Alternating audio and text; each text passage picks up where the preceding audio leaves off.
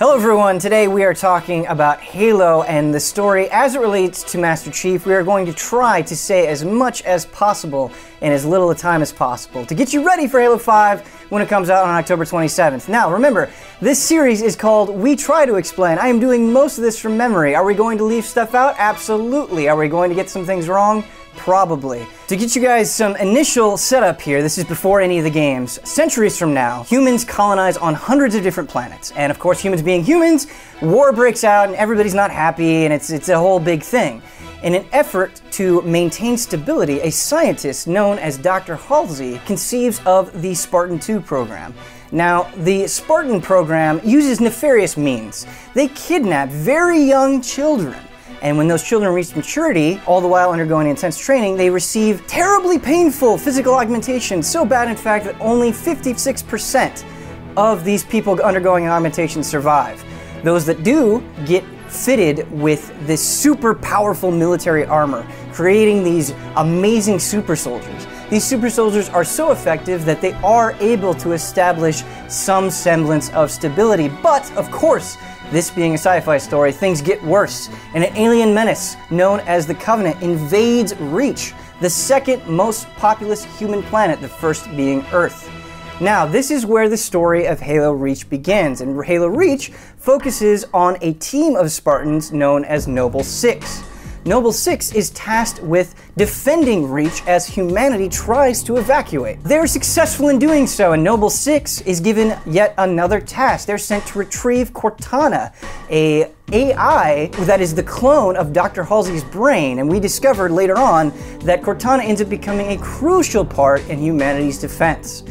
Unfortunately, 5 members of Noble 6 perish. Only one of them manages to stay alive, Noble 3. Noble 3 delivers Cortana to a UNSC, that's United Nations Space Command, ship known as Forward Unto Dawn, gives Cortana to Captain Jacob Keyes, who pilots the ship. Doesn't pilot the ship, he commands it, but you get the idea. Anyway, another very important person is on Forward Unto Dawn, the guy that's making all of this possible, Master Chief himself. This leads us up to Halo 1. Now, Cortana jumps the Forward Unto Dawn through a slipspace portal, which on the other side is a Halo ring. The Covenant are attacking the Forward Unto Dawn, and the ship is forced to land on the ring. Master Chief and the UNSC battle through the Covenant forces, and eventually, Master Chief boards a Covenant ship known as the Truth and Reconciliation. A lot of weird names in Halo, try to get used to it the best you can. Aboard the Truth and Reconciliation, Master Chief rescues a captive Captain Keyes, who reveals to Master Chief that the Halo rings are actually religious artifacts for the Covenant. We're jumping ahead a little bit here, but the reason the Covenant view the Halos as religious artifacts is they were created by an ancient, highly advanced alien race known as the Forerunners. And the Covenant believe that the Forerunners used the Halos to achieve godhood, and now they're trying to activate the Halos to do the exact same thing. They call this process the Great Journey. Wanting to find out more information about Halo, Master Chief goes to the map room and the control room for Halo, where he meets a Forerunner AI known as 343 Guilty Spark, and Cortana discovers that Halo is actually a weapon created by the Forerunners used to destroy the Flood. But we haven't quite encountered the Flood yet, because as Cortana is getting information, she says, Master Chief, go fight Sergeant Johnson and Captain Keyes, they're in great danger. Master Chief goes and does so, and he finds out that Captain Keyes and Sergeant Johnson were attacked by the Flood. Captain Keyes was unfortunately killed, and the Flood are the whole reason why this mess with Halo happened in the first place. The Flood are a parasitic race of aliens that not only destroyed the Forerunners, they actually consumed most sentient life in the galaxy. Master Chief says, hey, this is no good, let's get rid of the Flood, but in order to get rid of the Flood and activate Halo, they have to find Halo's key, known as the Index. So Master Chief goes with 343 to get the Index, but just before he can activate Halo's, Cortana says, no, wait! If we activate Halo, we'll not only destroy the Flood, we'll destroy all other sentient life in the galaxy. The way Halo works is that by killing all other life in the galaxy, the Flood have nothing to feed on and therefore starve to death. So, new plan, Master Chief and Cortana go back to the crashed Forward Until Dawn. They blow it up, shattering Halo. In classic action movie fashion, they manage to escape the blast on their way to Earth. Halo is destroyed. We think everything is good. This leads us into Halo 2. Now, Halo 2 has two different perspectives, and we're going to be switching between them back and forth. It's also a lot more complicated than Halo 1's story, so I apologize if things get a little hairy. Halo 2 begins, we see an elite that was in charge of protecting Halo. Now, elites are the backbone of the Covenant military. They really love energy swords. This elite in particular is being publicly shamed by 3 Covenant prophets known as Truth, Regret, and Mercy. Now, the prophets are sort of the religious leaders of the Covenant, and they're the ones making all the calls and ultimately guiding the Covenant to the Great Journey. This elite is being publicly shamed because he failed to protect the Halo. Going back to Master Chief's perspective, he's back on Earth with Sergeant Johnson, who also managed to escape, and Miranda Keyes, the daughter of the deceased Captain Jacob Keyes from Halo 1. They're all being honored for their service on the original Halo. Of course this happens. Aliens attack, they interrupt the award ceremony. So the Covenant have invaded Earth, they found out where Earth is. This is obviously really bad news. Master Chief and the UNSC repel the Covenant attack. Master Chief then chases after one of the prophets, known as the Prophet of Truth.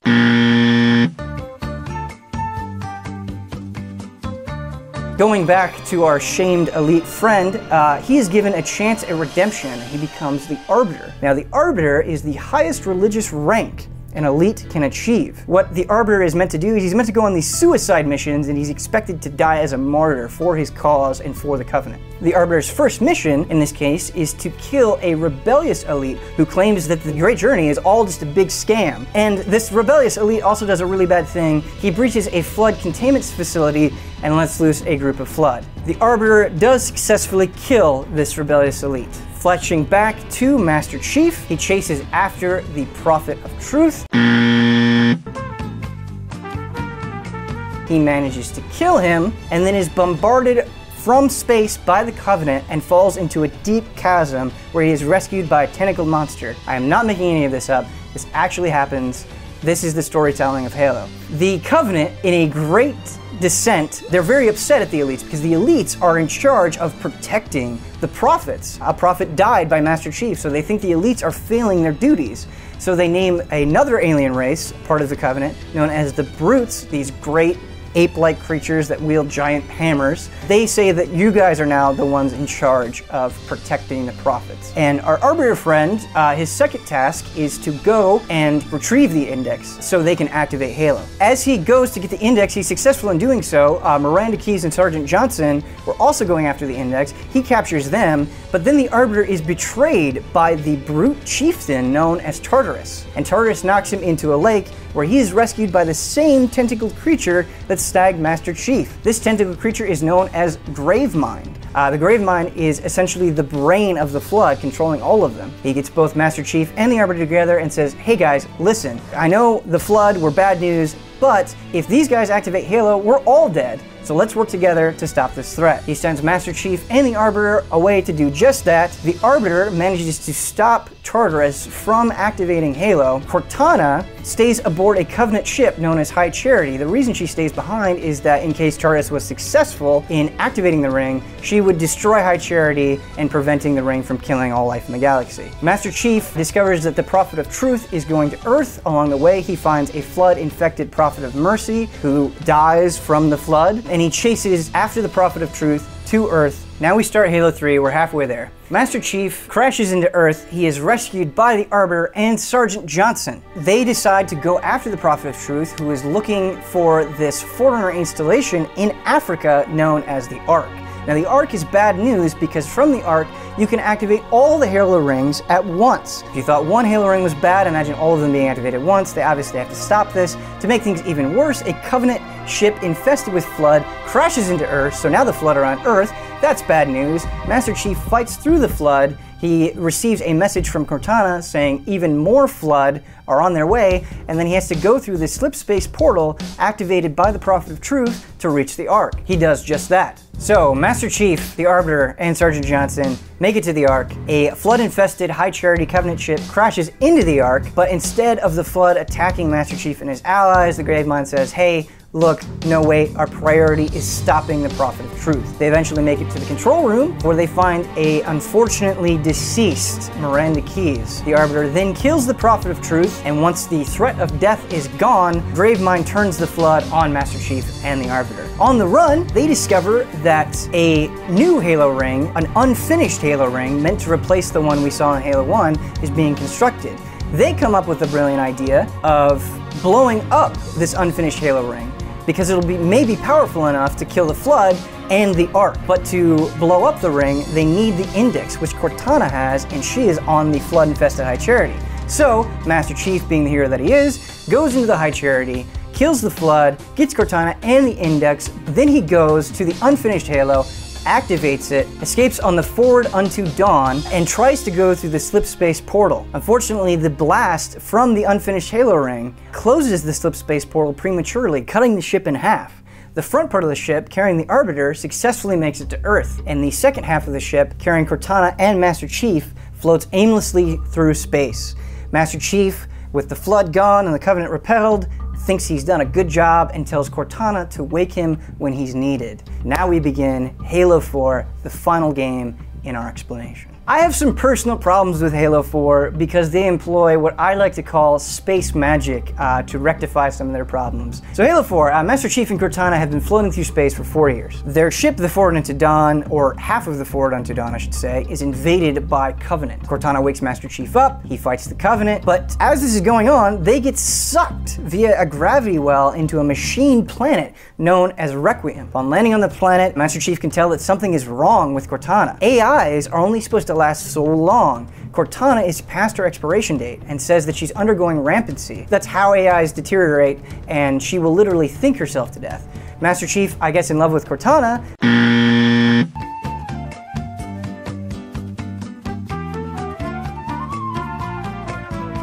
says, hey, no, we'll find Dr. Halsey and we'll fix you. But in order to do that, they have to contact somebody so they can get off this planet.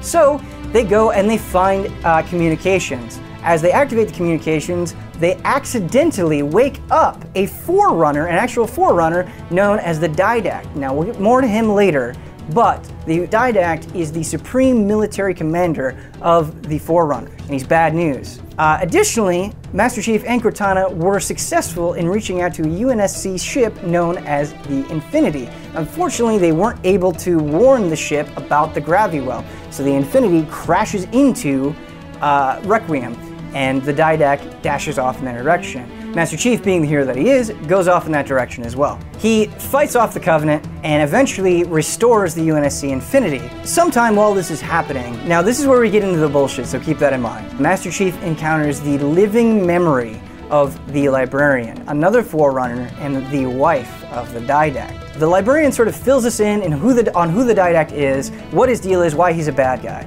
So the Didact hates humanity, and the reason he hates humanity is thousands of years ago, humanity was actually super advanced. In fact, they were so advanced that they could rival the Forerunners. The problem is, the Flood came into the picture, and in an effort to retreat and find new places to live, humans attacked Forerunner worlds, creating a long, bloody war between humans and the Forerunners. So now we know why the Didact hates humans. Eventually, the Didact is able to kill the rebelling humans, leaving only a primitive population, which we know basically as cavemen, on Earth. He uses a machine known as the Composer on a portion of this primitive population and digitizes them. That's what the Composer does. It takes living beings and turns them into digital entities.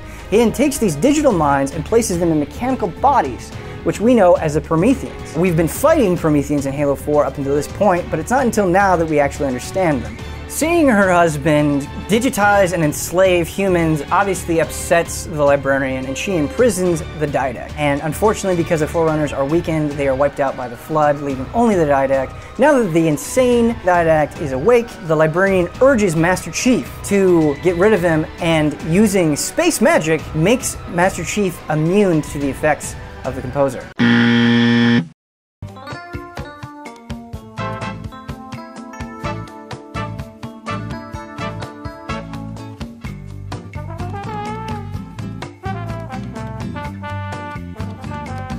With this new information, Master Chief returns to the UNSC Infinity and he begs them, not begs, but he says, hey, we gotta get rid of the Didact. And they say, no, we should get back to Earth first. Master Chief, going rogue, decides to chase after the Didact. Master Chief discovers that the Didact is going to a UNSC research facility on another Halo ring,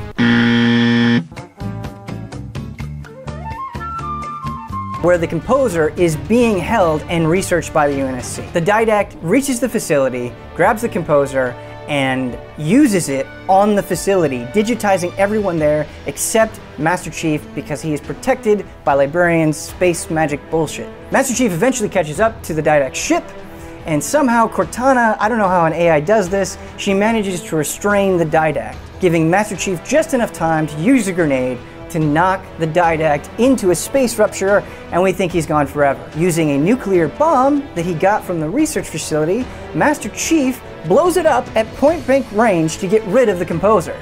Using the very last bit of her strength, in another storytelling magical moment, Cortana protects Master Chief, and they have a teary goodbye, but all this time you're just thinking, how did any of this happen? Fuck Halo 4.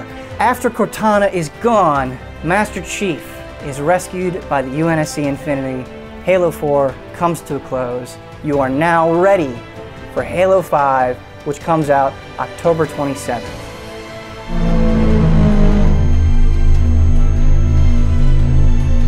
A nuke goes off, he gets injured, left for dead, finally comes back seeking revenge, kills her entire Cobra unit along the way, culminating in a final showdown in a rose bush where she dies but reveals that she was actually an agent for the United States attempting to steal Volgan's cash named the Philosopher's Legacy, which were left to him by his parents